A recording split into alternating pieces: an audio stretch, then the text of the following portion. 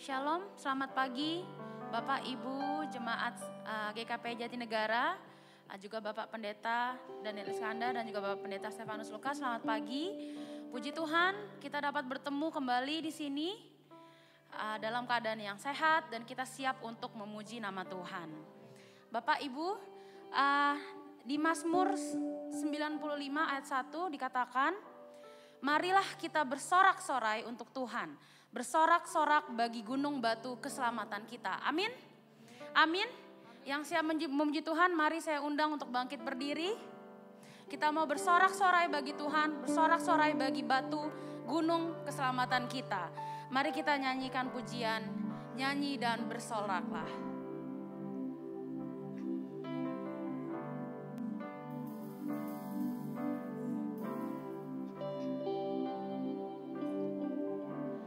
Yesusku, penyelamatku, tiada yang seperti Engkau.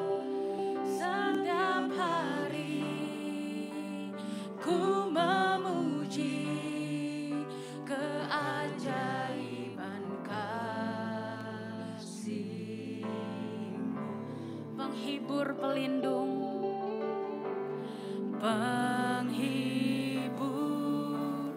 pelindung, menara kekuatan, biarlah semua yang bernafas tak berhenti menyembah-Mu. nyanyi dan bersoraklah. Nyanyi dan bersoraklah bagi Dia, puji dan hormat kuasa bagi Raja.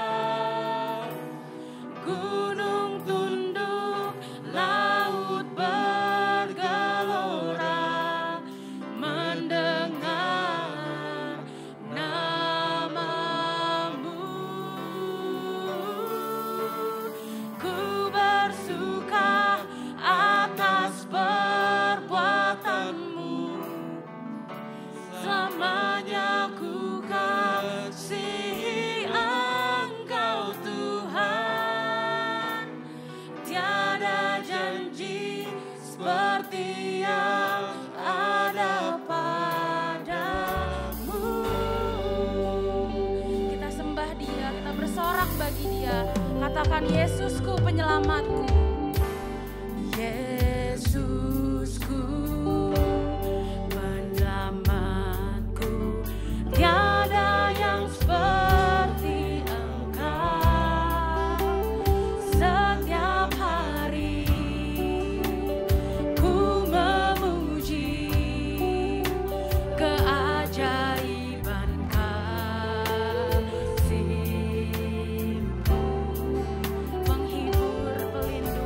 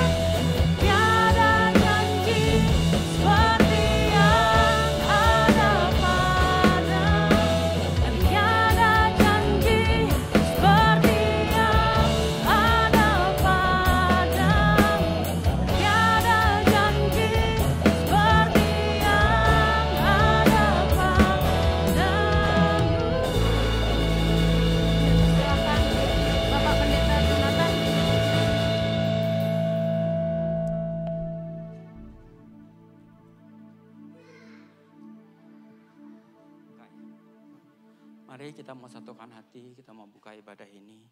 Bapa di surga, kami bersyukur buat kesempatan yang Kau berikan kepada kami. Kalau kami boleh diberi waktu dan kesempatan untuk dapat berbakti pagi hari ini.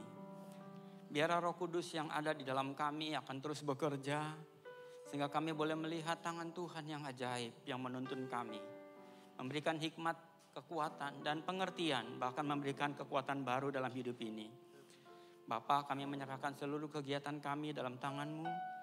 Ambil alih seluruh acara ini ya Bapa. Kami berdoa buat teman kami yang mungkin dalam perjalanan, biar Engkau bawa dalam tempat ini dalam kondisi yang sehat. Berkati setiap anak-anak Tuhan yang sudah hadir dengan setia dan nama-Mu terus dimuliakan. Kami menyerahkan seluruh para aktivis, para pelayan yang terlibat di dalam kegiatannya pada pagi ini.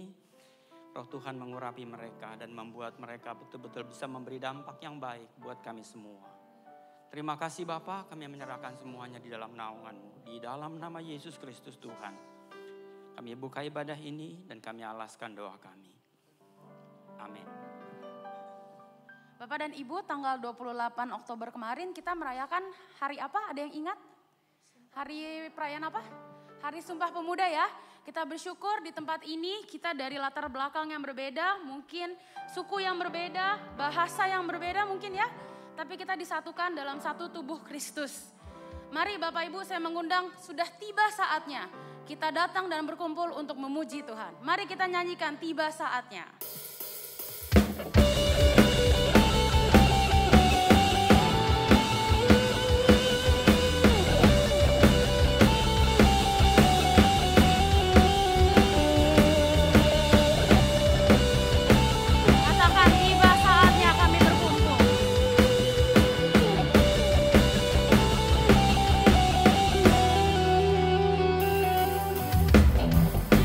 Saatnya kami berkumpul bersatu.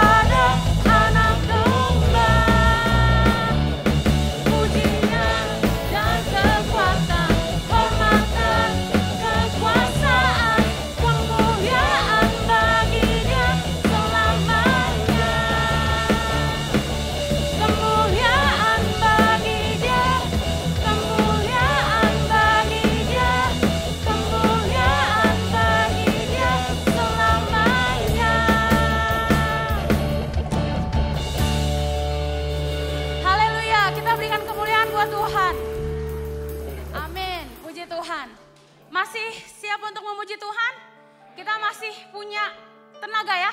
Masih punya suara? Kita katakan tinggi namamu dipuji.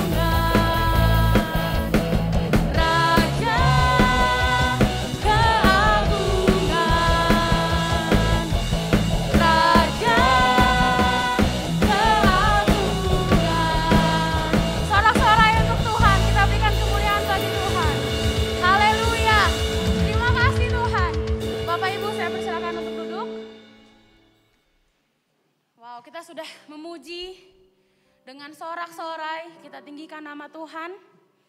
Sebentar lagi kita akan masuk ke pemberitaan firman Tuhan. Kita mau menyiapkan hati kita, mau ambil saat teduh sebentar. Terima kasih Tuhan. Terima kasih Bapa, tidak ada ketakutan dalam diri kami dan kekhawatiran dalam diri kami Tuhan. Karena di dalam janji-Mu Bapa, ada kasih setia Tuhan. Kami percaya janji-Mu Tuhan. Terima kasih Bapa. Kita katakan sungguh besar setiamu. Sungguh besar setiamu. Kau nyatakan bagiku. Kau Bapa yang selalu mengerti. Kau Bapa yang selalu mengerti isi hatiku.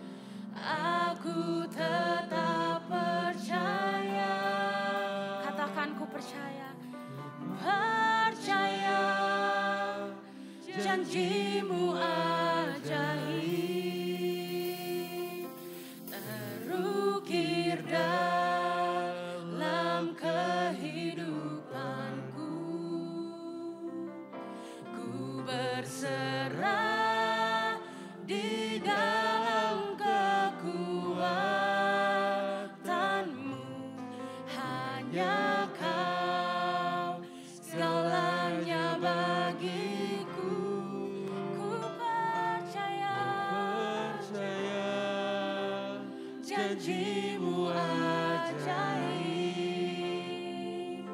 terukir dalam kehidupanku. Ku berserah di dalam kekuatanmu. Ku percaya. Mari saya undang untuk bangkit berdiri. Kita katakan sungguh besar setiamu Tuhan. Sungguh besar setiamu, Kau nyatakan bagiku. Kau Bapa yang selalu mengerti. Kau Bapa yang selalu mengerti isi hatiku. Kemuliaan-Mu Kau janjikan. Aku tetap percaya. Percaya janjimu ajaib terukir dalam kehidupanku. Ku berserah di dalam kekuatanmu. Hanya Kau segalanya bagiku. Percaya janjimu ajaib terukir dalam kehidupanku. Ku berserah di dalam kekuatanmu. Ku percaya. Katakan tak akan ku takut, tak akan ku gentar. Tak akan ku takut, tak akan ku gentar. Kaulah imanku, Kaulah Tuhanku. Tak akan ku ragukan kebaikan-Mu di hidupku. Percaya janjimu ajaib terukir dalam kehidupanku. Berserah di dalam kekuatanmu. Hanya Kau segalanya bagiku. Ku percaya janjimu ajaib terukir dalam kehidupanku. Berserah di dalam kekuatanmu. Ku percaya. Kita katakan dengan lembut, ku percaya Tuhan. Terima kasih Bapa. Ku percaya janjimu ajaib terukir dalam kehidupanku. Terima kasih Tuhan. Ku berserah di dalam kekuatanmu. Hanya Kau segalanya bagiku.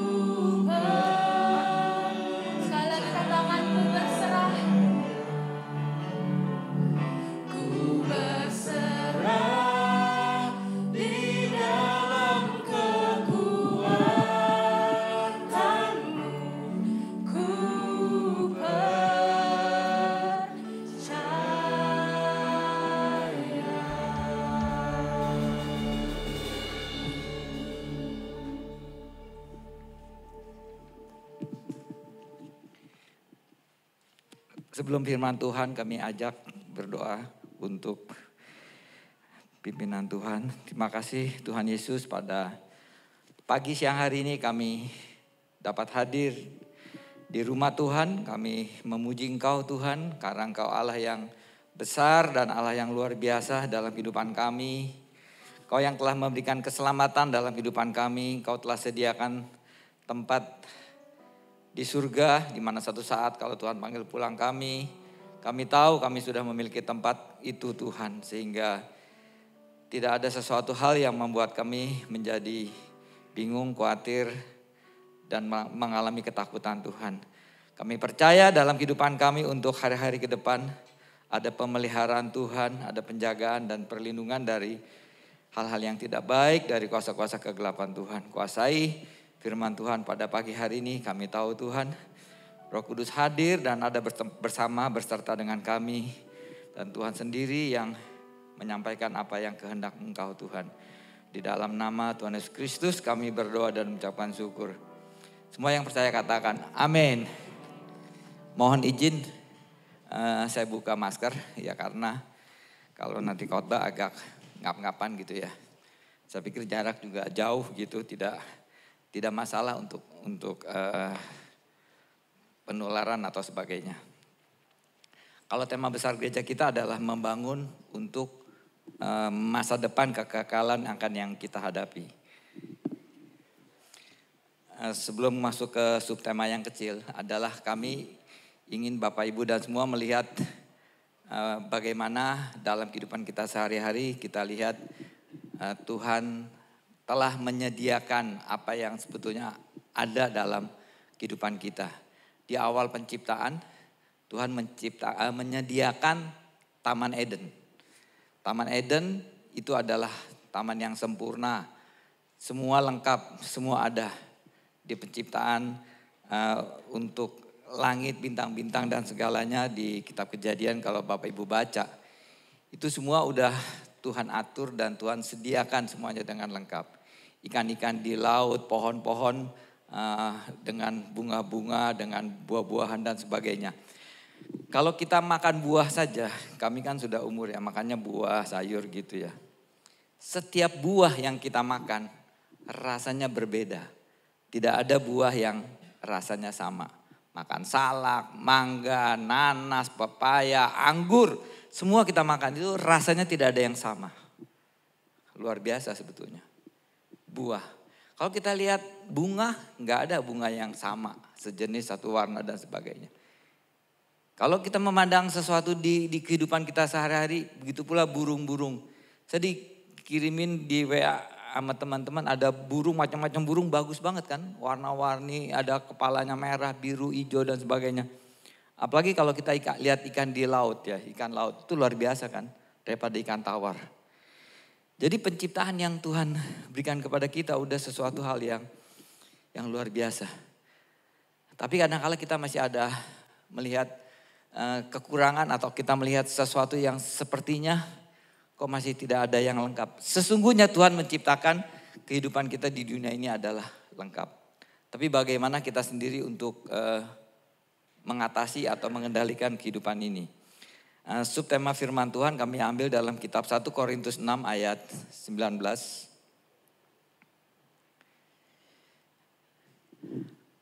Aku tidak tahukah atau tidak tahukah kamu bahwa tubuhmu adalah bait Roh Kudus yang diam di dalam kamu, Roh Kudus yang kamu peroleh dari Allah dan bahwa kamu bukan milik kamu sendiri.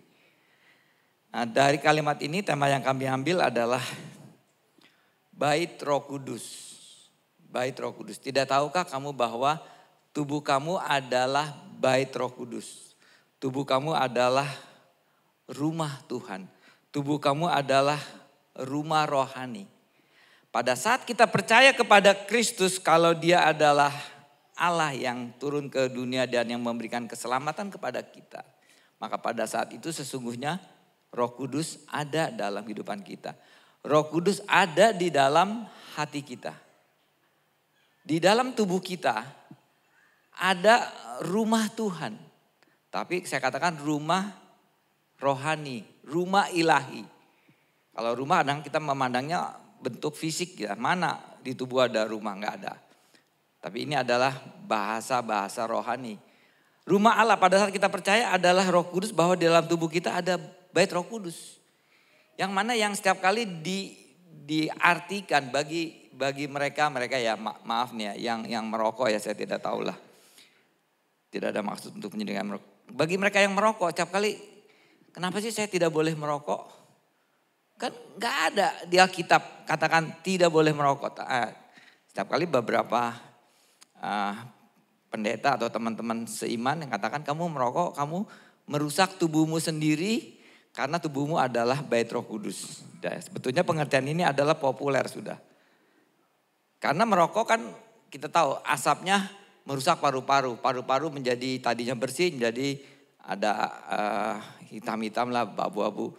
Sehingga di kotak rokok atau di peringatan-peringatan di rokok itu gambarnya tengkorak, merokok berbahaya, sakit jantung, impoten, sakit ini. Itu udah ada peringatannya di itu yang bagi yang merokok. Tapi tetap saja yang merokok saja. Ada peringatan tidak begitu dipedulikan kan. Tetap aja dia merokok. Udah tahu bahwa ada peringatan, tahu. Saya ketemu sama teman tahu. Tapi kok kamu ngerokok? Nggak apa-apa. Umur kan tangan Tuhan panjang. Ya udah. Memang umur di tangan Tuhan. Tapi kalau kita tidak pelihara tubuh kita dengan baik dari ilmu kesehatan, umurnya pasti akan lebih singkat daripada orang yang pelihara. Kalau kita tidak memelihara kesehatan kita sendiri, kita tidak menjaga tidur, kita tidak menjaga makanan, kita tidak menjaga kehidupan kita sehari-hari dengan hidup sembarangan. Ini bukan secara ilmuwan, secara ilmu kesehatan. Hidup kita akan lebih singkat daripada kalau kita pelihara. Ya kalau saya sih kalau tentang ilmu ginjal, ini ada dokter di sini, saya udah dengerin terus kalau mereka seminar. Kali-kali saya katakan di sini, fungsi ginjal kita setiap tahun turun 1% secara otomatis. Progresif turun. Umur saya 60, saya udah hilang 60. Sisa fungsi ginjal saya tinggal 40. Umur 80 tinggal 20. Itu ilmu kesehatan, itu teori seperti itu. Tapi apakah kenyataannya? Kadang-kala bisa lebih cepat, bisa lebih lambat. Tergantung kita memelihara kesehatan kita. Itu di awal khotbah. Nah pada pagi ini topiknya adalah pelihara rumah rohani atau pelihara bait Roh Kudus. Jadi bait Roh Kudus itu sudah ada. Tidak perlu kita membangun. Tidak perlu kita membentuk. Tidak perlu kita mengapa. Bait Roh Kudus sudah ada di dalam diri kita. Tapi apakah kita bisa memelihara bait Roh Kudus yang dikatakan 1 Korintus 6 ayat 19 itu. Pasca Perang Dunia Kedua terjadi ledakan jumlah penduduk di dunia yang dikenal dengan nama generasi baby boomers. Jadi ini kita yang dulu ya, generasi baby boomers. Sekarang udah generasi X1, generasi digital. Udah situasinya berbeda, itu yang dilahir pada tahun 1946 sampai tahun 64. Jadi perang itu tidak hanya meluluh lantahkan kehidupan manusia dengan segala yang ada, tetapi juga meluluh lantahkan segala-galanya. Pertanian di Asia dan di Eropa, dari sanalah kemudian lahir revolusi hijau atau revolusi pangan. Artinya sekalian penduduk banyak, walaupun penduduk itu banyak, tapi ketersediaan makanan walaupun habis perang itu cukup, tidak kekurangan. Keadaan seperti itu kalau secara teologis kami katakan bahwa kehidupan manusia itu dipelihara Tuhan. Sesungguhnya kehidupan kita dipelihara Tuhan. Bangsa Israel juga pada waktu perjalanan dari Mesir ke tanah Kanaan, bagaimana Tuhan pelihara bangsa itu 40 tahun. Itu kalau secara logika tidak mungkin bisa kita memelihara orang dengan jumlah ratusan berjalan dari Mesir ke Israel dan dengan tidak ada persiapan yang rencana yang baik. Kita bisa 40 tahun menjaga tidak bisa. Tapi bagaimana Tuhan memelihara bangsa itu dengan makanan, dengan minuman dan sebagainya, walaupun ada guncang-gancing begitu. Tapi sesungguhnya Tuhan pelihara mereka. Kalau kita punya motor, kita tidak pelihara, tidak ganti oli, ada penyok-penyok kita diamkan, penyok-penyok kita ada ketabrak, kesenggol ke sini, kena apa gitu, kita tidak cuci, harganya pasti turun, terjadi karat dan sebagainya. Kehidupan kita kalau kita tidak pelihara secara kualitas juga akan turun.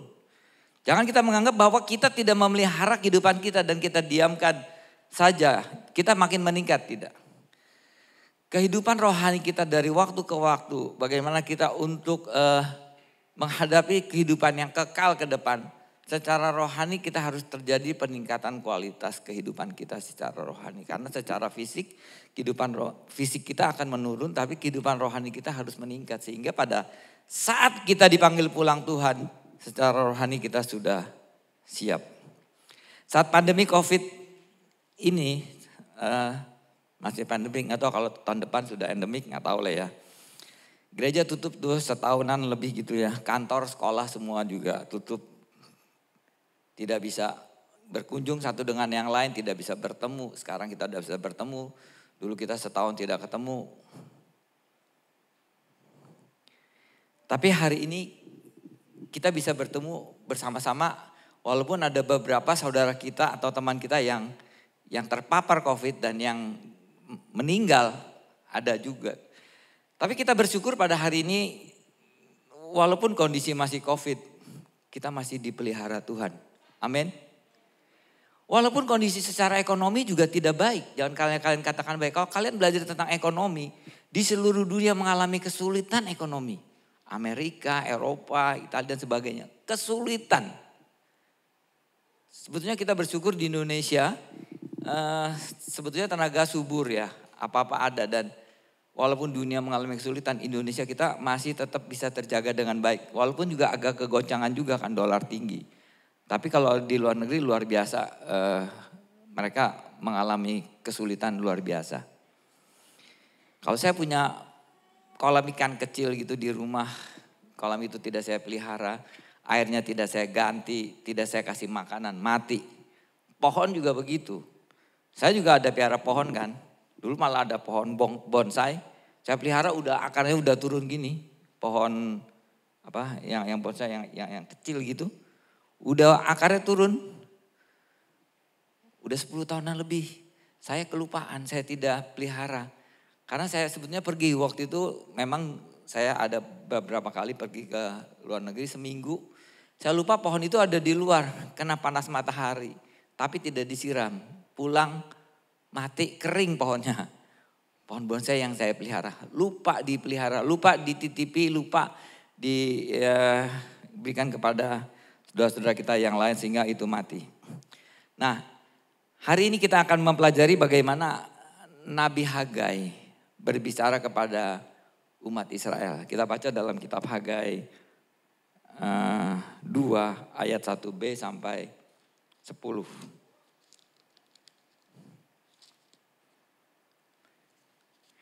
Kitab Hagai 2, oke, salah itu. Ya, kitab Hagai 2 ayat 1b. Saya baca dengan sedikit cepat ya, karena takut saya ini karena tidak dibaca dengan cepat karena jemaat nanti tidak dapat menyimak maksudnya firman Tuhan hari ini apa. Temanya sih kemegahan bait suci yang baru, yang 1b pada tahun yang kedua zaman Raja Darius. Dari bulan yang ke-7 pada tanggal 21 bulan itu. Datanglah firman Tuhan dengan perantara Nabi Hagai. Bunyinya, katakanlah kepada Zerubabel bin Siltiel, Bupati Yehuda dan kepada Yosua bin Yosadak imam besar. Dan kepada selebihnya dari bangsa itu. Demikian. Masih adakah di antara kamu yang telah melihat rumah ini dalam kemegahannya semula? Dan bagaimanakah kamu lihat keadaannya sekarang? Bukankah keadaannya di matamu seperti tidak ada artinya? Tetapi sekarang kuatkanlah hatimu hai Zerubabel, demikianlah firman Tuhan. kuatkanlah hatimu, hai Yosua bin Yusadak imam besar. Kuatkanlah hatimu, hai segala rakyat negeri, demikianlah firman Tuhan. Bekerjalah sebab aku ini menyertai kamu, demikian firman Tuhan semesta alam. Sesuai dengan janjinya telah kukatakan dengan kamu pada waktu kamu keluar dari Mesir, dan rohku tetap tinggal di tengah-tengahmu. Janganlah takut, ayat yang ke-7. Sebab beginilah firman Tuhan semesta alam, sedikit waktu lagi maka aku akan menggoncangkan langit dan bumi, laut dan darat. Aku akan menggoncangkan segala bangsa, sehingga barang yang indah-indah kepunyaan segala bangsa datang mengalir. Maka aku akan memenuhi rumah ini dengan kemegahan firman Tuhan semesta alam. Kepunyaankulah perak dan kepunyaankulah emas. Demikianlah firman Tuhan semesta alam. Adapun rumah ini, kemegahannya yang kemudian akan melebihi kemudahan yang semula. Firman Tuhan semesta alam, dan di tempat ini aku akan memberi damai sejahtera. Demikianlah firman Tuhan semesta alam. Apa yang dikatakan Nabi Hagai ini adalah bait Allah yang Nabi Hagai melihat. Bait Allah yang pertama yang dibangun oleh Salomo, bait Salomo itu sudah hancur. Memang pembacaan di kitab Hagai yang kedua ini berkaitan dengan Hagai yang pertama. Mestinya di ayat 1 sampai ayat yang ke-14 gitu, tapi terlalu panjang. Kami membacakan itu. Nah, di Hagai 1 adalah bait Allah Salomo, merupakan bait Allah pertama yang dibangun pada tahun 966 sebelum Masehi dan selesai pada tahun 960 sebelum Masehi. Cuman hanya 7 tahun bait Salomo dibangun oleh Salomo. Bait Allah dibangun oleh Salomo. Ya, dimana kalau bait Allah ada, Tuhan hadir di situ. Jadi sebelum ada bait Allah, Salomo melihat bagaimana tabut perjanjian dibawa oleh bangsa Israel. Ditaruhnya hanya di kemah-kemah. Kemudian Salomo melihat itu dan Salomo begitu dekat dengan Tuhan dan begitu mencintai Tuhan. Maka dia tidak menginginkan tabut perjanjian itu ada di kemah. Tapi sehingga dia buatlah bait Allah itu. Jadi dikatakan bait Salomo. Yang kita tahu bait Salomo itu ada halaman di depan, ada tempat kudus dan tempat maha kudus. Nah, bait Salomo yang ada itu di dalam tabut perjanjiannya di dalam rumah Tuhan dibangun oleh Salomo dengan kondisi yang luar biasa. Luar biasanya kayu-kayu yang disediakan itu kalau dibaca kitab Tawarikh bagaimana itu dengan kayu pilihan, kayu aras, kayu import dari luar negeri. Mungkin juga dari Indonesia kita nggak tahu, kayu jati dan sebagainya yang kuat sekali. Dilapisi dengan emas. Semua barang-barangnya dilapisi dengan emas. Di dalam bait Allah ada pelataran. Di dalam pelataran ada korban bakaran, ada pembasuhan kaki. Lalu di ruangan Roh Kudus ada mesbah dupa, ada meja tempat roti sajian, ada kandil-kandil dan macam-macam perlengkapan ibadah. Dan di dalam ruangan Maha Kudus hanya yang bisa masuk adalah imam besar setahun sekali. Tidak ada seorang pun yang masuk bisa ke ruangan Maha Kudus karena tempat itu suci.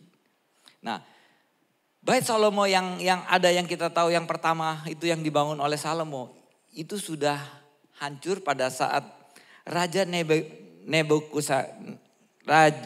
Nebukadnezar sebagai Raja Babilonia itu datang ke Yerusalem dan menghancurkan bait Salomo itu. Kalau kita nonton di film bagaimana kerajaan-kerajaan berperang gitu kan. Dia pakai panah, pakai apa, dia membakar. Akhirnya bait Salomo itu hancur. Nah, karena bait Salomo itu hancur sampai bertahun-tahun. Kemudian Nabi Hagai ini yang Tuhan pakai untuk berbicara kepada bangsa Israel. Nah, Nabi Hagai berbicara kepada bangsa Israel ini di Hagai 1 dan di Hagai 2. Datanglah firman Tuhan, itu di Hagai 1. Datanglah firman Tuhan dengan perantara Nabi Hagai kepada Zerubabel dan bin Sekatel. Beberapa kali Tuhan berkata kepada Hagai untuk mengatakan ini, untuk mengatakan bangun kembali bait suci itu, bangun gitu. Nah, Raja Kores dari Persia yang menawan ribuan orang bangsa Yahudi pada waktu itu. Dengan mendengar suara Tuhan, dengan mendengar Nabi Hagai berbicara, maka Raja Korses dari Persia itu mengizinkan 50.000 orang Yahudi keluar dari pembuangan. Mereka kembali ke Yerusalem. Nah, kembalinya bangsa Yahudi dari buangan itu di Yerusalem, disinilah Hagai berbicara kepada umat Tuhan, kepada bangsa Yahudi itu. Nah, di dalam perkataan Hagai kepada bangsa itu, apakah ada di antara kamu yang telah melihat rumah ini dalam kemegahannya? Yang di ayat keempat. Apakah kita melihat rumah Tuhan masih dalam kemegahan seperti di zaman Raja Salomo? Sudah tidak ada kemegahannya karena sudah hancur. Dihancurkan oleh Raja Nebukadnezar. Tidak ada kemegahannya. Dan bagaimanakah kamu lihat keadaannya sekarang? Keadaannya hancur, sudah tidak ada apa-apa lagi. Bukankah keadaannya di matamu seperti tidak ada artinya? Iya, karena sudah hancur. Itu ayat yang keempat. Tetapi sekarang kuatkanlah hatimu, hai Zenabel, demikianlah firman Tuhan. Kuatkanlah hatimu, hai Yosua sebagai imam besar. Kuatkanlah hatimu, hai segala rakyat Nabi, demikianlah firman Tuhan. Bekerjalah, bekerjalah.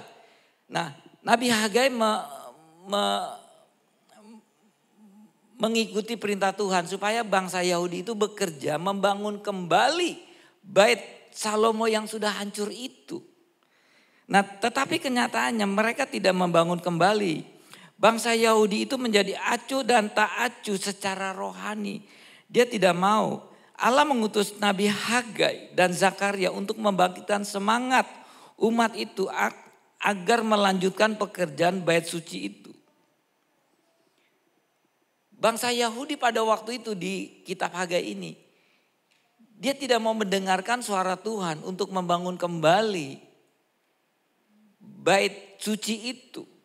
Karena dia sibuk untuk mementingkan kepentingannya sendiri. Orang Yahudi kembali itu mengabaikan pembangunan rumah Tuhan. Mereka hanya memikirkan membangun rumahnya sendiri. Kalau di ayat keempat, Hagai 1 ayat keempat kalau kami baca. Karena ini berkaitan. Apakah sudah tiba waktunya bagi kamu untuk mendiami rumah-rumahmu yang dipapani dengan baik. Sedangkan rumah ini, jadi rumah Tuhan ini tetap menjadi reruntuhan. Oleh sebab itu beginilah firman Tuhan semesta alam. Perhatikanlah keadaanmu. Bangsa Yahudi waktu itu dia sudah keluar dari pembuangan Babel. Melalui Hagai, Tuhan berbicara untuk bekerja membangun kembali bait Salomo. Mereka tidak mau, mereka mementingkan untuk kehidupannya mereka sendiri. Karena dalam pembangunan bait suci ada pertentangan antara orang Samaria dengan orang Yahudi. Sehingga terjadi perhentian atau pembangunannya berhenti. Nah, terjadi pembangunan berhenti selama 16 tahun. Bangsa Yahudi menjadi acuh tak acuh terhadap bait Allah, terhadap rumah Allah. Makanya Nabi Hagai membangkitkan semangat untuk melanjutkan pekerjaan bait suci itu. Nabi Hagai mendesak agar Allah dan pekerjanya harus didahulukan daripada kepentingan pribadi. Nah, firman Tuhan hari ini kami hanya mengingatkan kembali kepada kehidupan kita untuk yang ke depan. Secara manusia kita sama dengan bangsa Yahudi. Kerap kali kita hanya memikirkan kepentingan diri kita sendiri. Kita bekerja sibuk siang pagi malam, tidak lain dan tidak bukan. Hanya untuk supaya cukup makan, minum dan kehidupan sehari-hari, papan, pangan dan sebagainya. Itu benar, kami katakan itu tidak salah. Tetapi kita harus juga memikirkan beberapa waktu yang memang kita miliki. Harus kita mengutamakan juga kepentingan rohani kita. Bagaimana kepentingan Allah atau kebutuhan Allah yang harus kita juga utamakan.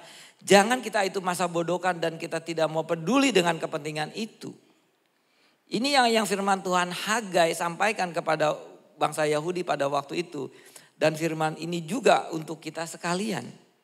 Jangan sampai kita seperti bangsa Yahudi yang mereka melupakan apa yang Tuhan telah pelihara mereka. Bagaimana bangsa itu dalam masa pembuangan. Tuhan sendiri yang berbicara kepada Raja Kores dan Persia untuk membebaskan mereka. Untuk kembali ke Yerusalem.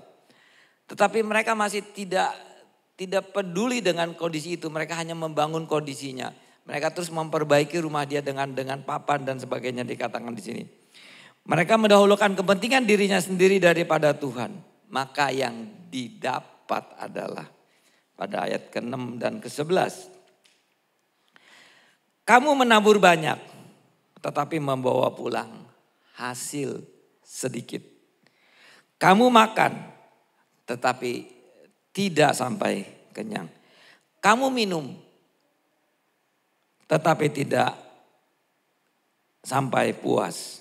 Kamu berpakaian tetapi badanmu tidak sampai panas.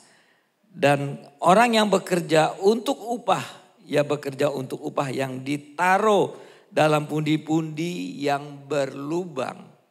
Pundi-pundi berlubang artinya terus tabungannya bocor terus, tidak ada bocor. Beginilah firman Tuhan semesta alam, perhatikanlah keadaanmu, jadi naiklah ke gunung, bawalah kayu dan bangunlah rumah itu. Maka aku akan berkenan kepadanya dan akan menyatakan kemuliaanku di situ, firman Tuhan. Kamu mengharapkan banyak tetapi hasilnya sedikit. Dan ketika kamu membawanya ke rumah Tuhan, aku akan menghembuskannya oleh karena apa? Demikianlah firman Tuhan semesta alam, oleh karena rumahku yang tetap menjadi reruntuhan. Bagaimana Tuhan memperlihatkan keadaan bangsa Yahudi yang walaupun mereka sudah bekerja, mereka sudah melakukan ini, sudah melakukan itu. Semuanya adalah sia-sia. Apa yang kamu tabung, tidak kamu mendapatkan tabungan. Apa yang sudah kamu makan, kamu tidak mendapat kenyang. Tidak ada kepuasan, tidak ada kedamaian, tidak ada kebahagiaan. Karena rumah yang Tuhan sampaikan untuk kamu tetap pelihara dengan baik. Atau membangun kembali rumah yang runtuh itu tetap menjadi rumah reruntuhan. Sedang kamu masing-masing sibuk dengan urusan rumah sendiri. Itulah sebabnya langit menahan embunnya dan bumi menahan hasilnya. Dan aku memanggil kekeringan datang ke atas negeri, ke atas gunung-gunung, ke atas gandum dan ke atas anggur, ke atas minyak, ke atas segala yang dihasilkan tanah, ke atas manusia dan hewan dan segala apa yang hasil usaha mereka. Sehingga mereka tidak berlimpah-limpah hasilnya karena Tuhan tidak memberkati kehidupan mereka. Nah, di kitab Hagai ini bagaimana Tuhan menegur orang Israel itu. Karena selama ini kita sibuk dengan urusan sendiri. Kamu sibuk membangun rumahmu sendiri. Membangun bisnismu sendiri. Membangun kantormu sendiri. Membangun rumah tinggalmu sendiri. Tetapi rumah Tuhan terbengkalai. Kamu lihat apa yang terjadi dalam kehidupan kita sendiri. Keadaan bangsa Israel pada saat itu ternyata tidak baik. Dikatakan bahwa Mereka menabur banyak tetapi membawa pulang sedikit. Kamu makan tetapi tidak sampai kenyang. Kamu minum tetapi tidak puas. Kamu berpakaian tetapi tidak sampai panas. Orang yang bekerja untuk upah, ia bekerja untuk upah yang ditaruh dalam pundi. Pundi-pundi itu berlubang, tidak ada gunanya. Banyak pengeluaran yang tidak terduga terjadi. Ini keadaan bangsa Israel yang sibuk dengan urusannya sendiri. Bangun rumahnya sendiri. Tuhan sedang menegur saja dan kita semua. Bangun rumahku katanya Tuhan, bangun rumah Tuhan. Kamu bangun rumah itu maka kamu akan diberkati. Mengapa orang Israel ini ditegur Tuhan? Bangsa Israel ditegur Tuhan ketika bait suci pasca pembangunan selesai dibangun. Beberapa orang bangsa Yahudi itu tawar hati dan kecewa karena beranggapan bait suci yang telah dibangun tidak lebih baik daripada bait suci yang dibangun oleh Raja Salomo.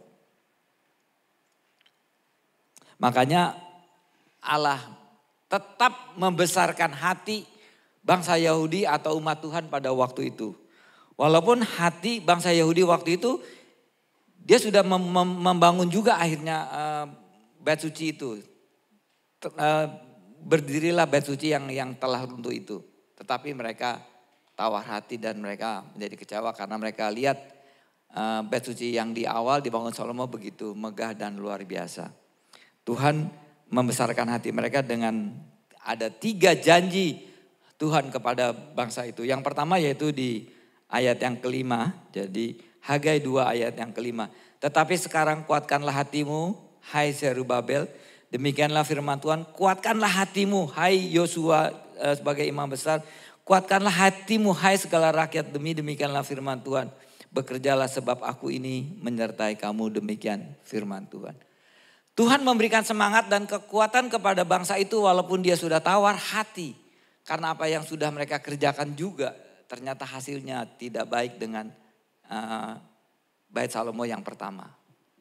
Tetapi Tuhan di sini menguatkan dengan semangat bahwa Tuhan akan menyertai kamu.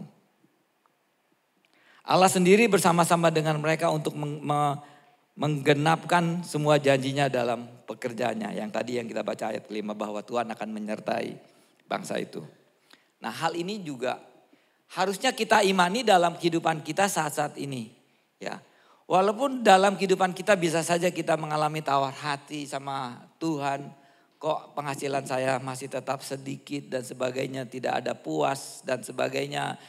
Keadaan sulit masih tetap sulit, kami tawar hati.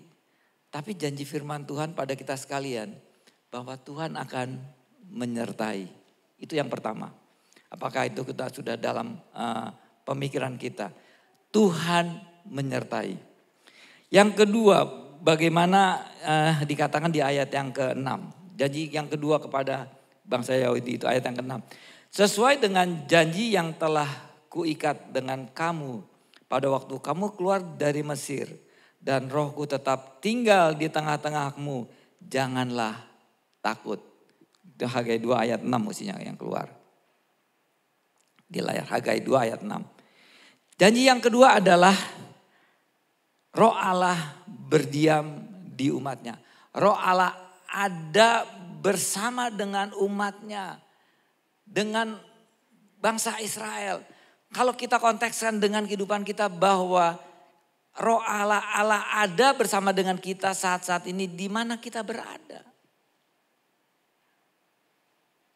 Bait suci atau bait Allah itu. Tubuh kita adalah bait Allah. Tempat kediaman di mana Allah tinggal dan Allah ada di kita. Kelebihannya orang percaya kepada Tuhan Yesus Kristus bahwa kita percaya kepada Dia, Roh Allah ada di dalam kita. Allah ada bersama dengan kita dan Dia tetap ada di dalam kehidupan kita. Roh Allah berdiam di antara umatnya. Janji yang ketiga adalah yang di ayat ke-10. Adapun rumah ini kemegahannya yang kemudian akan melebihi kemegahan yang semula, firman Tuhan semesta alam. Dan di tempat ini aku akan memberi damai sejahtera, demikian firman Tuhan segenap alam. Yang ketiga janji Allah dia berjanji walaupun secara fisik terlihat bait Allah itu tidak seindah dengan bait Allah yang pertama Salomo, tapi Allah berjanji kemegahannya akan melebihi daripada kemegahan yang dibangun oleh Salomo. Bahwa damai sejahtera itu aku berikan kepada kamu. Di kitab Hagai ini adalah sebelum Masehi, Yesus belum lahir. Bagaimana Hagai menerima wahyu Tuhan, perkataan Tuhan sebelum Yesus lahir. Tapi pada saat Yesus lahir kita tahu ya nanti di Natal. Beberapa kali Yesus menjanjikan kepada umat Tuhan. Damai sejahtera itu kuberikan kepada kamu. Damai sejahtera itu kuberikan kepada kamu. Damai sejahtera itu kuberikan kepada kamu. Jadi sebelum itu juga sudah disampaikan dalam janji Tuhan kepada umatnya. Damai sejahtera itu akan diberikan. Tetapi kerap kali kita tidak memiliki damai sejahtera itu. Kita selalu dalam kehidupan stres, tekanan, dalam stres, kebimbangan, kebingungan dan sebagainya. Tidak ada damai sejahtera. Dan ini yang menjadi hal yang kekurangan yang harus kita miliki. Karena kita sudah percaya kepada Kristus. Dan Alkitab ini mengatakan kita harus berusaha mendapatkan damai sejahtera itu walaupun ada tekanan. Ada tekanan ekonomi, ada situasi keluarga mungkin yang tidak baik karena ada pertengkaran. Karena ada teman-teman yang mengintimidasi dan sebagainya. Mungkin ada situasi yang tidak baik. Tetapi dalam kondisi yang tidak baik kita harus tetap berusaha untuk damai sejahtera itu kita miliki. Karena itu adalah janji Tuhan.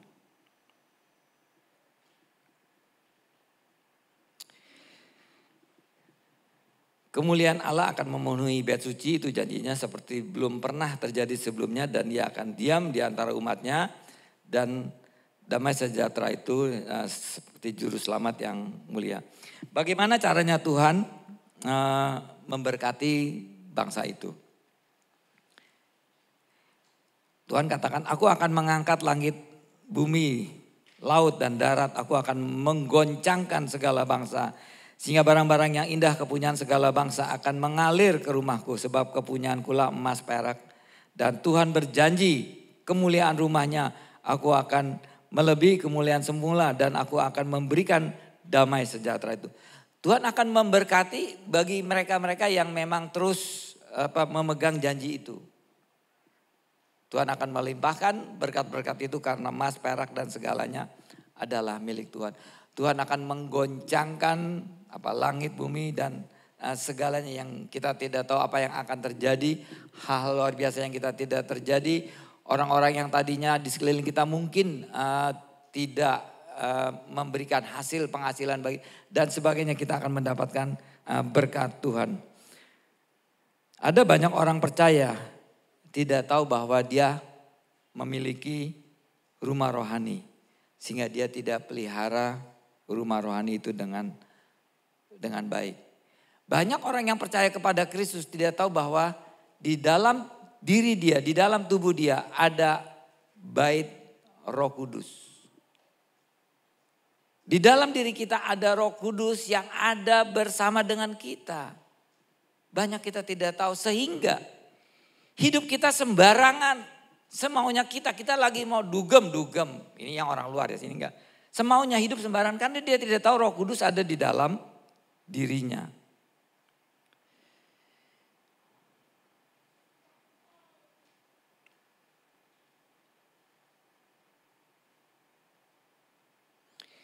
Masih adakah di antara kita yang melihat rumah ini dalam kemegahannya? Apakah masih kita bisa melihat rumah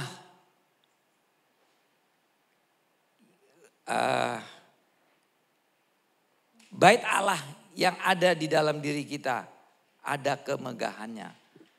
Apakah bait Allah yang ada di dalam diri kita tidak terlihat kemegahannya, tidak ada apa-apanya? Bait Allah yang ada di kita tidak tampak ada bait Allah, sepertinya tidak ada begitu kan, kosong aja tidak ada apa-apanya. Dan bagaimana keadaannya sekarang? Bait Allah, bait Roh Kudus yang ada di dalam diri kita, keadaannya sekarang, apakah tetap aman? Aman artinya terpelihara. Apakah tidak bocor? Apakah tidak kotor? Tidak penuh dengan sampah-sampah, dengan apa kalau yang di atas langit-langit banyak itu kawa-kawa ini? Kalau gedungan ada banyak sarang-sarang itu? Apa? Nah, apakah rumah ilahi yang di dalam diri kita tidak ada banyak sarang kawa-kawa itu? Yang harus kita bersihkan, kotor harus kita cat gitu. Kena bocor-bocor hujan, rumah apakah kita diamkan seperti itu? Tubuh kita ada bait Roh Kudus yang ada di dalam diri kita. Apakah sekarang terlihat megah, mewah, baik? Apakah biasa saja? Apakah bocor, berantakan? Tidak, kita pelihara dengan baik. Sehingga hidup kita menjadi sembarangan, kita diamkan. Hidup kita dalam kedengkian, hidup kita dalam kebencian, hidup kita penuh dengan fitnah, hidup kita masih dendam, hidup kita penuh dengan amarah. Hidup yang Tuhan tidak kehendaki. Kalau kehidupan kita masih seperti keadaannya seperti itu, maka kami gambarkan dalam bayangan kehidupan rohani bahwa bait Roh Kudus yang Tuhan berikan kepada kita yang sudah ada, itu tidak dipelihara. Bagaimana Roh Kudus bisa tinggal diam secara nyaman, secara enak.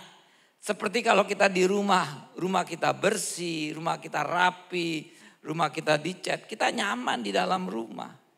Bagaimana Roh Kudus tetap tinggal di dalam diri kita kalau masih ada kebencian, masih ada sakit hati, tawar hati, benci, tidak suka sama satu dengan yang lainnya, sakit hati, dendam, jengkel dan sebagainya. Dalam kehidupan sehari-hari itu masih terus timbul. Itu keadaan yang kami katakan tidak dipelihara. Bait Roh Kudus yang tidak dipelihara. Untuk itu hari ini kami kasihkan 5 hal agar bait Roh Kudus dipelihara. Yang pertama adalah bagaimana kita dapat mengampuni orang yang bersalah kepada kita. Kalau kita bisa dapat mengampuni orang yang telah bersalah kepada kita, ya nggak tahu kesalahannya apalah. Apakah kesalahannya sampai sakit hati mendalam, aku tidak akan mengampuni kamu sampai bla bla bla bla gitu. Nggak bisa itu. Alkitab tidak setuju dengan pandangan orang-orang yang mengatakan pokoknya sampai mati pun saya tidak mau mengampuni. Itu tidak Alkitab. Kita harus mengampuni. Apakah itu saudara, apakah itu anak, apakah itu mertua, apakah itu mantu, apakah itu teman, semua itu harus diampuni. Contoh seperti doa Bapa kami. Ayat yang ke-12. Matius 6 ayat yang ke-12. Dan ampunilah kami akan kesalahan kami seperti kami juga mengampuni orang yang bersalah kepada kami. Doa Bapa kami mengajarkan kita untuk mengampuni orang yang bersalah kepada kami. Kita harus mengampuni. Kalau ada orang Kristen yang masih ada kebencian-kebencian dalam kehidupannya, itu bait Roh Kudus tidak dipelihara. Ada sampah-sampah yang Roh Kudus tidak suka. Itu satu. Adalah pengampunan. Ingat doa Bapa kami, gampang aja. Kalau bicara pengampunan panjang, nanti waktunya juga panjang. Saya kira kita poin penting apa yang harus kita lakukan. Yang kedua, supaya terpelihara dengan baik. Orang percaya harus hidup tertib. Itu di dalam 2 Tesalonika 3 ayat 11. Kami katakan ini karena kami dengar bahwa ada orang tidak tertib hidupnya dan tidak bekerja, melainkan sibuk dengan hal-hal yang tidak berguna. Bait Roh Kudus itu akan terpelihara dengan baik kalau hidup kita sebagai anak Tuhan hidupnya tertib.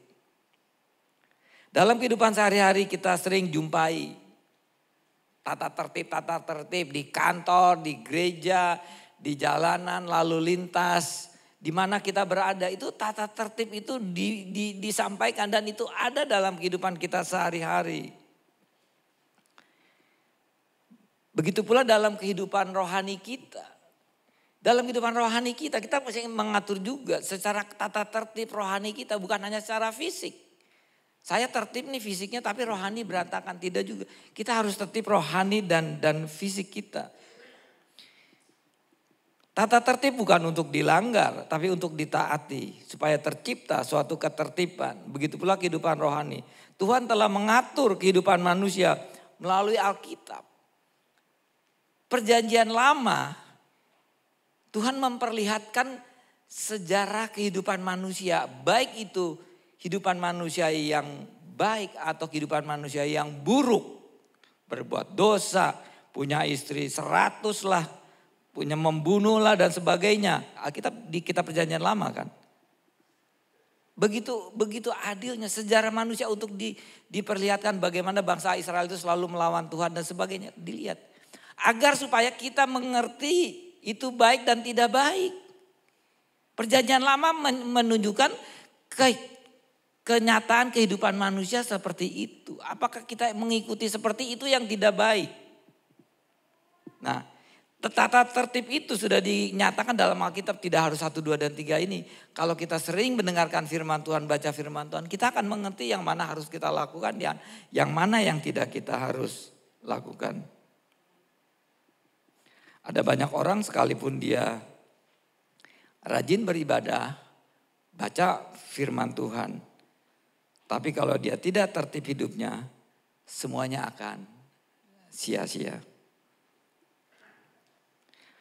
Tanpa ketertiban kita tidak mencapai kesuksesan. Hidup kita rapuh.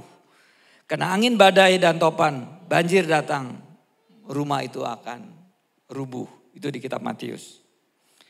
Dikatakan bahwa Tuhan itu setia, dia menguatkan hatimu dan memelihara kamu terhadap yang jahat. Sekalipun Tuhan telah setia, tetapi dia tidak akan mengerjakan bagian kita sendiri. Tapi kita sendiri yang harus mengerjakan bagian kita. Bahwa kita harus perlu tertib dalam kehidupan kita. Cepat atau lambat rumah rohani kita akan rubuh. Kalau kita tidak tertib dalam kehidupan kita. Bukan Tuhan yang memelihara rumah rohani kita. Bukan Tuhan yang memelihara bait Roh Kudus kita yang ada di dalam diri kita. Tapi kita sendiri yang perlu memelihara rumah bait kudus yang ada di dalam kita. Kita harus pelihara. Kalau tidak maka dengan berjalannya waktu maka bait Roh Kudus yang ada dalam kita akan runtuh. Entah orang membangun di atas emas, perak, batu permata atau kayu rumput kering atau dengan jerami. Sekali kelak pekerjaan masing-masing akan tampak. Apa yang kita lakukan semua akan terlihat. Ada banyak orang Kristen yang hidupnya tidak tertib. Contohnya seringkali meninggalkan jam-jam ibadah. Mereka suka dalam pekerjaan-pekerjaan lain. Menyediakan waktu berjam-jam untuk menonton di televisi, untuk melihat di YouTube dan sebagainya. Ada waktu. Tapi tidak ada waktu untuk berdiskusi, untuk pendalaman Alkitab. Tidak ada waktu untuk berdoa. Hiduplah secara tertib. Saya sibuk Sama. Saya juga sibuk. Dikira apa saya juga orang santai-santai. Kalau Bapak Ibu tahu pekerjaan saya. Saya waktu dulu masih muda. Itu bekerja di 2 perusahaan full time. 2 perusahaan full time. 2 perusahaan, dua-duanya perusahaan itu saya ada jabatan. Saya memiliki jabatan, bukan cuma karyawan biasa yang datang ini kasih tugas, kerjakan, selesai. Enggak. Saya harus mempunyai ide-ide yang kreatif untuk perusahaan itu untuk mengembangkan. Jadi saya juga bukan orang santai. Tetapi apakah seluruh waktu saya untuk pekerjaan itu? Di jam iya, tapi pada saat-saat tertentu kami harus sediakan waktu untuk Tuhan. Bagaimana dalam kesibukannya kita bisa mengatur waktu dengan baik. Di saat-saat macet kita bisa bernyanyi, kita bisa merenungkan firman Tuhan. Di saat-saat tertentu Kita tidak harus terlalu sibuk terus. Tapi pada saat-saat tertentu kita bisa berdoa di dalam hati dimanapun kita berada. Sekarang ini kita sudah bebas, kita tidak terikat. Makanya saya sangat bingung atau heran. Ada orang-orang Kristen yang pindah agama ke agama lain. Yang sekarang ini sudah bebas menjadi keterikatan. Kita mau berdoa kapan saja bisa. Kita mau berdoa setengah jam, mau berdoa 5 menit. Tuhan memberikan kebebasan kepada kita. Tidak ada ikatan di dalam kehidupan kita. Mau ke gereja, tidak mau ke gereja, tidak ada sanksi, tidak ada hukuman saat ini. Saya tidak tahu yang akan datang. Bebas Tuhan memberikan kepada kita. Seperti Adam dan Hawa di Taman Eden, Tuhan memberikan kebebasan itu. Tetapi kalau kita tidak bisa hidup tertib dan kita bisa mengatur hidup kita dengan baik, maka kita akan terperosok sendiri karena keinginan daging lebih kuat daripada keinginan roh. Kita maunya enak, maunya nyaman, maunya dapat ini tanpa bekerja, mau dapat ini. Tidak bisa. Semua kita dapatkan dengan usaha. Kita mau dapatkan keselamatan juga dengan usaha. Tidak bisa kita diam-diam. Kami merenungkan diri pada saat-saat tertentu. Apakah hidup itu mudah? Tidak mudah juga. Saya merenungkan diri. Apakah keselamatan yang sudah kita dapatkan, kita baca, kita bisa miliki pada saat nanti kita dipanggil pulang Tuhan. Tanpa usaha tidak bisa kita dapatkan juga. Keselamatan walaupun dijanji Tuhan itu adalah gratis. Itu adalah anugerah, itu adalah kebaikan. Tapi yang kita diberikan waktu untuk Tuhan sampai hari ini kita hidup. Adalah Tuhan masih memberikan kesempatan kepada kita untuk kita berusaha. Untuk memelihara keselamatan itu. Kita berusaha untuk menjaga bait Roh Kudus yang ada di dalam kita terpelihara. Supaya Roh Kudus itu ada. Kalau Roh Kudus ada, apakah ada halangan? Saya rasa tidak ada halangan. Kesulitan ada. Tapi apakah menjadi halangan? Tidak juga. Seandainya gagal, itu tidak menjadi kegagalan yang terakhir. Kegagalan bisa saja terjadi. Semua dalam kehidupan bisa terjadi kegagalan. Tapi di akhir kehidupan kita, sesuatu yang gagal, belum tentu itu gagal. Di balik kegagalan itu ada hal yang baik yang mungkin kita lihat yang kita tidak tahu. Banyak hal contoh seperti itu. Nah untuk itulah pada siang hari ini firman Tuhan mengingatkan kita kepada yang kedua adalah agar kita tertib. Sebab Allah memberikan kepada kita bukan roh ketakutan. Melainkan roh yang membangkitkan kekuatan kasih dan ketertiban. Itu di 2 Timotius 1 ayat 7 gak usah kita baca hanya referensi. Yang ketiga, pikirkanlah perkara-perkara yang di atas. Bukan yang di bumi. Itu kitab Kolose. Kolose 3 ayat 1-4 tolong bisa ditampilkan. Kita perlu memikirkan perkara-perkara yang di atas, jangan perkara yang di bumi aja. Jangan mikirkan proyek-proyek saja. Betul pada saat kita di kantor. Saya memikirkan setelah saya di luar kantor. Gak ada itu pekerjaan kantor yang saya bawa pulang ke rumah. Gak ada. Terlalu berat kita memikirkan itu. Di kantor rapat kita berpikir apa solusinya terjadi masalah. Tuhan selalu memberikan hikmat kepada kita. Dan pada saat kita ditanyakan selalu ada jawaban-jawaban yang baik yang saya juga tidak tahu. Solusi yang terbaik yang Tuhan berikan kepada kita. Kalau kita memikirkan perkara-perkara yang di atas bukan yang di bumi. Karena perkara yang di bumi sifatnya sementara. Sedangkan perkara yang di atas bersifat kekal dan abadi. Karena tujuan kita adalah membangun kehidupan kita untuk kehidupan kekal yang abadi yang nanti kita akan miliki. Kalau kita memikirkan perkara di atas artinya ada nilai kasih, ada nilai cinta, maka kita memiliki perhatian dan sebagainya. Yang keempat, ada cuma 5 poin sebentar aja. Hidup kita terus melekat kepada Tuhan. Supaya ini terpelihara dengan baik, kita juga harus ada hubungan dekat dengan Tuhan. Seperti khotbah minggu-minggu yang lalu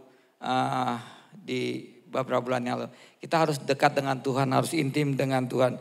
Bagaimana di Yohanes 15 ayat 5, Yesus sendiri berkata, akulah pokok anggur yang benar dan kamulah rantingnya. Maka ia akan berbuah banyak sebab di luar kamu tidak dapat berbuat apa-apa. Jadi hidup yang tetap melekat kepada Tuhan itu pemeliharaan bait Roh Kudus yang tetap ada dalam kita. Kalau kita terus melekat kepada Tuhan, maka tidak ada hal yang menjadi kita hambatan dalam kehidupan ini. Yang kelima, yang terakhir, tempatkan posisi Allah Bapa, Allah Anak dan Roh Kudus Trinitas itu pada tempat yang layak di rumah rohani, di bait Roh Kudus dalam kehidupan kita. Kita tempatkan dia di bait Allah pada tempat yang baik dan nyaman. Jangan ada sampah-sampah, jangan ada sawangan yang di lantai menjadi kotor, menjadi bocor-bocor lantai dan sebagainya. Buang itu semua, tempatkan posisi dengan baik. Sebagai penutup ada satu kisah, ini saya udah ceritakan mungkin dulu pada lupa Bapak Ibu. Ini cukup baik, sampai sekarang saya tetap ingat bagaimana ada seorang supir truk, supir ya, bukan truk pickup. Supir pickup yang di depan kan cuma 3 orang. Supir ini dia setir. Mobil pickup berjalan di jalan. Dia mobil di jalan, di sebelah kirinya ada istrinya karena dia mau pergi. Terus di sebelahnya lain ada temannya yang mau ikut. Dia mau ikut pergi untuk nemani dia untuk kirim barang dan sebagainya. Dia ini orang Kristen. Di mobilnya ditulis ayat-ayat Alkitab. Tuhan adalah gunung batuku, Tuhan yang pelihara hidupku dan sebagainya. Di mobilnya ayat-ayat Alkitab. Orangnya baik dan hidupnya baik. Di dalam perjalanan kehidupannya seorang supir truk ini, dia mau mencapai satu tujuan. Ini cerita dulu, belum ada HP. Jadi dia tahu alamatnya. Tempat persisnya dia belum tahu. Sehingga dalam perjalanannya dia tanya-tanya kepada orang. Dia berhenti. Kalau mau ke sini, jalan ini di mana? Oh, belok kanan, habis itu belok kiri. Setelah itu Bapak lurus ada lampu merah ke kanan. Dia ikutin apa petunjuknya. Karena orang itu memberikan arah. Sampai di tempat yang dituju dia masih bingung. Dia tanya lagi, saya mau ke sini tujuannya, nomor sekian di mana ya perumahan ini? Oh, Bapak salah, Bapak mesti balik lagi puter, belok sini. Dulu belum ada Waze, belum ada Google kan. Google Map belum ada. Sekarang kita udah lebih enak. Dia ngikutin lagi apa yang orang jalan. Sampai 1 jam nggak ketemu tempat tujuan. Dia jalannya salah, tersesat, salah. Orang Kristen baik, tapi tersesat juga jalannya. Apakah Yesus tidak ada? Yesus ada. Yesus ada bersama dia. Yesus menyertai ada. Tapi hidupnya jalan kok dalam cari jalan tersesat. 1. Yang kedua, pada saat ada lubang, dia lewat, kena lubang jegluk, kena lubang lagi jegluk. Jalannya juga tidak lurus apa yang disupir oleh supir truk ini. Tidak lancar lurus begitu. Yang ketiga, dia bukannya salah tersesat, kena lubang.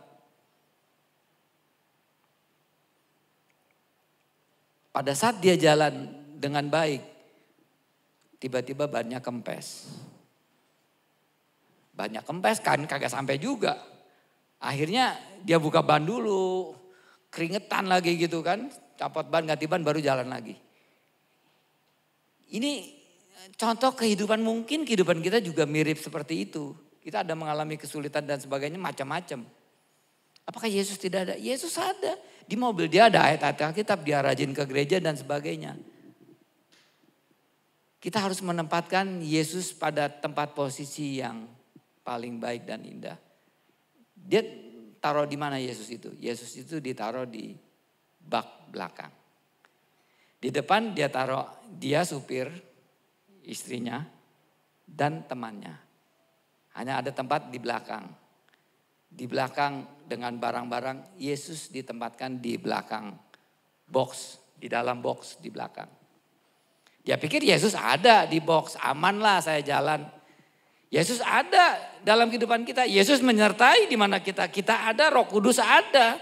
Aman, tidak takut, tidak gagal, jalan lurus, sukses dan sebagainya. Diberkati Tuhan. Ternyata mengalami kesulitan, tetap mengalami kesulitan. Berkat Tuhan tipis dan sebagainya. Karena kita tempatkan Yesus di belakang box. Paham? Harusnya kita tempatkan Yesus di samping kita. Kita supir, Yesus di samping kita. Sehingga kalau kita salah jalan, Yesus aku salah nih, alamat mana? Oh belok kiri. Benar petunjuknya. Kita tunjuknya tanya orang di jalanan. Setiap hari orang di jalanan kan suka ngaco-ngaco juga. Kita dikecewakan di jalanan. Karena kita taruh Yesus di belakang. Yesus ada. Yesus ada dalam kehidupan untuk itu. Tempatkan Yesus di tempat yang baik. Amin. Amin. Kami tutup, kami undang pemain musik untuk maju ke depan.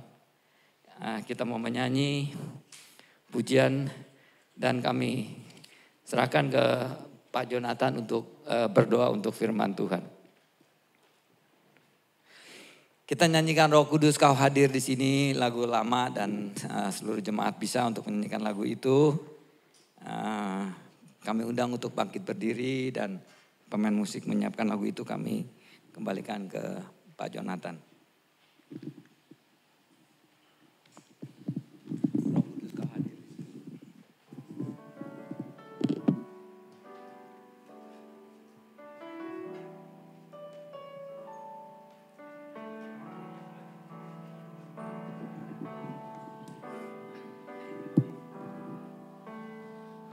Kudus Kau hadir di sini.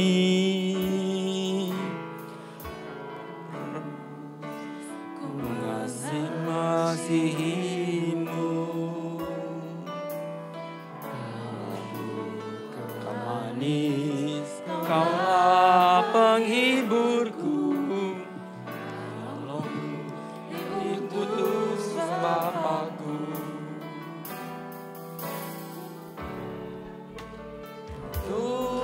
Roh-Mu Tuhan, ku buka hati menyembah-Mu Yesus.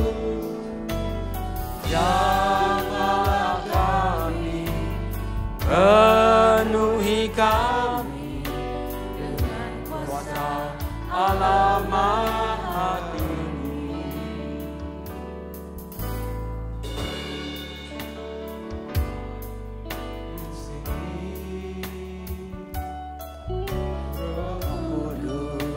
Ku mengasihi-Mu. Kau lembut, Kau manis, Kaulah penghiburku, penolongku, diutus Bapakku. Ku buka hati untuk Roh-Mu Tuhan. Ku buka hati menyembah-Mu Yesus. Jamahlah kami, penuhi kami dengan kuasa Allah Maha Tinggi. Mari kita mau satukan hati, kita mau berdoa. Kami bersyukur Bapa kalau kami boleh diberi kesempatan untuk mendengar firman-Mu. Biarlah hikmat Tuhan lewat Roh Kudus yang ada di dalam kami mengajar kami dengan baik. Supaya kami menyadari bahwa Tuhan tetap menyertai kami. Bahwa kami menyadari bahwa betul-betul tangan Tuhan yang terus ada bersama dengan kami dalam hidup ini. Dan berkat-Mu tidak pernah berhenti di dalam setiap kami. Ini adalah janji Tuhan kepada kami lewat bangsa Israel. Lewat permulaannya kepada Bapak Abraham. Turun kepada umat-Mu di sana. Bahkan terus berkelanjutan sampai hidup ini di dalam diri setiap kami. Bahwa betul-betul tangan Tuhan, penyertaan Tuhan dan berkat-Mu senantiasa ada di dalam kami. Terima kasih Bapa buat segala yang baik. Firman Tuhan yang kami dengar pada hari ini, biarlah Tuhan memberkati setiap kami yang melakukannya. Berkati Pak Stefanus dan keluarganya yang sudah melayani firman Tuhan.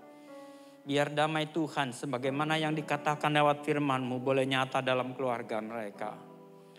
Begitu pula para pelayan Tuhan yang terlibat di dalam pelayanan hari ini, berkat Tuhan boleh mengalir. Dan sungguh-sungguh kemurahan Tuhan, karunia mereka boleh bertambah-tambah. Hikmat Tuhan boleh turun ke atasnya. Terima kasih Bapa, biar juga turun kasih karunia dan hikmat-Mu kepada setiap kami yang mendengar firman-Mu. Yang beribadah dengan tekun dan setia. Tuhan senantiasa menyertainya dengan baik. Terima kasih Bapa, segala puji dan hormat kami kembalikan kepadamu. Dalam nama Yesus kami berdoa. Amin. Amin. Silakan duduk, saya mau kasih rangkuman baik di dalam firman Tuhan hari ini. Saya tahu firman Tuhan sangat indah, saya katakan sekali lagi sangat penting. Kenapa kita nggak punya bait Allah? Kenapa kita nggak bawa korban bakaran? Untuk pengampunan dosa. Itu adalah perjanjian lama. Perjanjian lama mempunyai bait Allah dan itu mutlak. Karena di dalam bait Allah itu adalah roh Allah diam. Dan mereka berdoa kepada bait Allah itu, doa mereka dijawab. Tanpa bait Allah maka mereka tidak punya kuasa untuk mendapatkan jawaban Tuhan. Makanya mereka antusias bangsa Israel ini untuk membangun bait Allah. Yang ketiga yang sudah dihancurkan. Yang pertama oleh Salomo, yang kedua dibangun oleh yang tadi kita baca. Mereka bangun berdiri bait Allah tapi kurang bagus, dirapikan, diperbaiki oleh Herodes. Maka bait Allah menjadi megah pada waktu zaman Yesus. Tapi itu pun dihancurkan oleh tentara Romawi. Sekarang mereka nggak punya bait Allah. Mereka mau bangun lagi bait Allah yang ketiga. Nah, Yesus mengajarkan kepada kita bahwa bait Allah itu adalah perjanjian lama. Mereka harus ada imam di dalam bait Allah untuk melaksanakan ibadah. Jadi untuk mereka beribadah ada imam yang ngatur ibadah. Tapi juga ada imam lain yang lain. Yang mengatur di mana mereka membawa persembahan harus diletakkan di mana dan korban persembahan dikerjakan di depan, di halaman. Dan mereka membawa korban itu ke belakang, ke kemah tempat perjanjian yaitu yang maha suci. Dan mereka menghadap Tuhan. Imam ini punya tugas, dia menghadap Tuhan untuk memohon pengampunan. Dan kemudian dia membawa ke depan, kembali dikatakan kepada umat yang memberikan persembahan. Itu tugas imam. Tugas imam yang lain adalah, jadi ada dua golongan imam. Imam yang menghadap Tuhan dan kepada masyarakat. Dan satu lagi imam yang melayani di dalam bait Allah. Itu perjanjian lama, mutlak harus ada. Di mana Allah diam dalam bait Allah. Sekarang Tuhan Yesus katakan perjanjian baru, bait Allah adalah di dalam kita. Tubuh ini adalah bait Allah. Tadi kita sudah dengar, kalau kita punya bait Allah itu sebabnya kita nggak perlu lagi tiap tahun mencari bait Allah, melakukan Paskah, di sana. Itu bangsa Israel sampai sekarang. Mereka Paskah akan datang ke Yerusalem melakukan yang namanya Paskah di tempat pondok daun. Itu dikerjakan tiap tahun. Jadi umat bangsa Israel yang ada di luar-luar itu akan datang ke Yerusalem melakukan ibadah itu. Kita nggak pernah lagi, mana bait Allahnya di dalam kamu. Kalau mereka sebelum masuk ke bait Allah, mereka harus mengambil tempat, waktu, kesempatan. Jadi dikatakan hubungan dengan Tuhan itu harus ada, betul? Mereka harus melakukan 7 kali ibadah, sholat.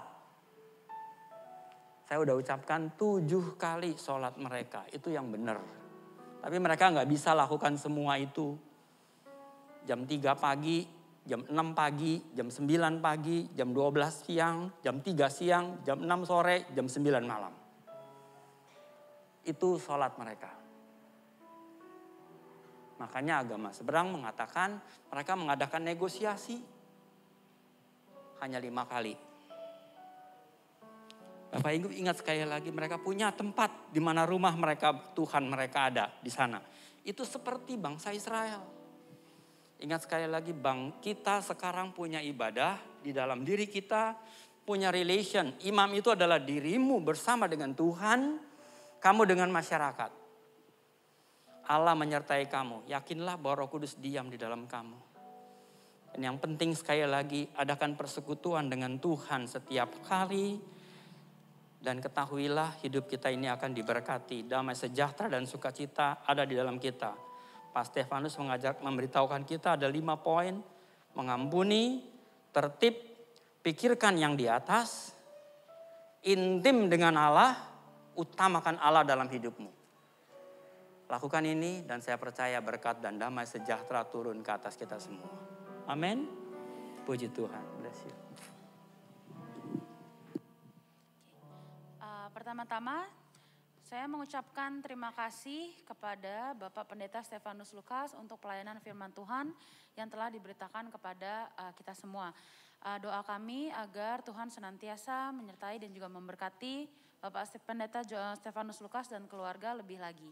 Juga terima kasih untuk para pelayan, Bapak Ibu jemaat juga yang terlibat dalam doa.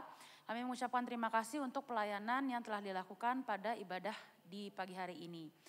Saya akan menyampaikan beberapa pengumuman yang nanti juga akan ditampilkan di layar. Jadi Bapak Ibu bisa sambil mendengarkan dan sambil memperhatikan di layar ya. Pengumuman yang pertama yaitu mengenai Natal tahun ini, tahun 2022 dan tahun baru 2023. Berikut ini adalah susunan panitia Natal 2022 dan tahun baru 2023. Bisa Bapak Ibu perhatikan dan lihat nama-namanya. Selain itu, selain susunan panitia Natal, kami juga memberitakan mengenai kebutuhan dana Natal dan tahun baru. Ini juga nanti akan ditampilkan di layar. Oke. Jadi di sini ada beberapa item yang akan gereja butuhkan.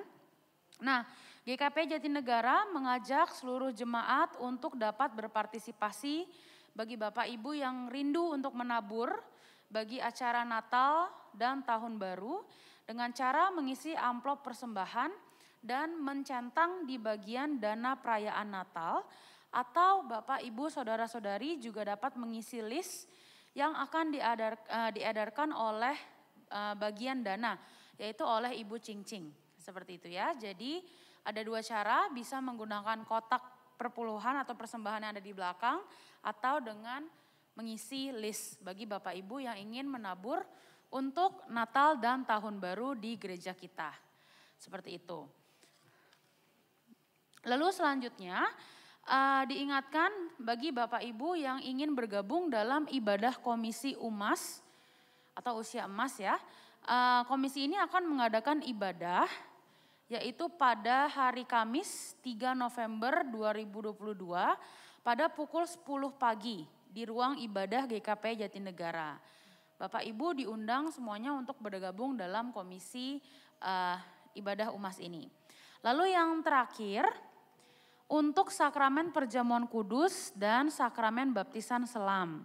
GKP Jatinegara akan melaksanakan sakramen perjamuan kudus yang akan diadakan pada hari Minggu 6 November 2022 pada pukul 10. Jemaat diajak untuk dapat mempersiapkan diri untuk mengikuti sakramen perjamuan kudus. Demikian pengumuman hari ini. Terima kasih, Tuhan Yesus memberkati. Kita akan mengakhiri ibadah kita pada pagi hari ini. Saya undang Bapak Ibu untuk bangkit berdiri dan Bapak Pendeta untuk menutup dalam doa.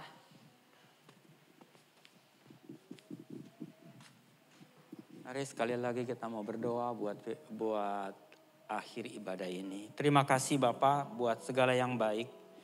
Tuhan sudah pimpin kami dari awal sampai selesai dalam ibadah ini. Kami tahu banyak hal yang kami mungkin kurang sempurna. Tapi biarlah hati kami yang Kau tahu Tuhan. Damai sejahtera dan sukacita yang dari Allah akan terus mengalir keluar lewat hidup ini. Bapa, kami mohon kemurahan Tuhan memberkati setiap umat Tuhan yang sudah datang dengan setia dan melakukan ibadah dengan baik. Kami berdoa buat negara dan bangsa kami Indonesia. Tuhan tolong negeri ini dari segala hal. Biarlah hikmat Tuhan boleh turun ke atas Bapak Presiden, Wakil Presiden, para menteri, aparatur pemerintahan, badan legislatif dan yudikatif. Untuk sama-sama bekerja dengan baik untuk dapat menegakkan keadilan dan kebenaran di negeri ini. Kirimkan roh pertobatan atas bangsa dan negara kami ya Tuhan.